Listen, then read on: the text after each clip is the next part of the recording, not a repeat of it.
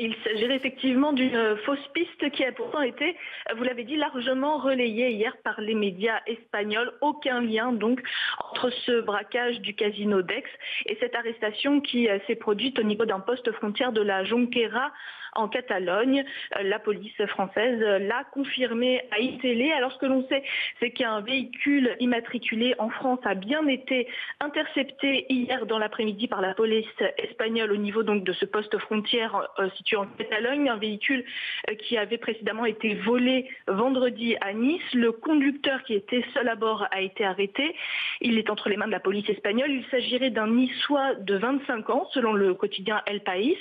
Il était déjà connu des services de police français manifestement pour délit de recel et transportait dans sa voiture 2 fusils, 2 pistolets, une grenade ainsi que des gilets pare-balles. Rien à voir avec les armes qui ont été utilisées pour le braquage du casino d'Aix.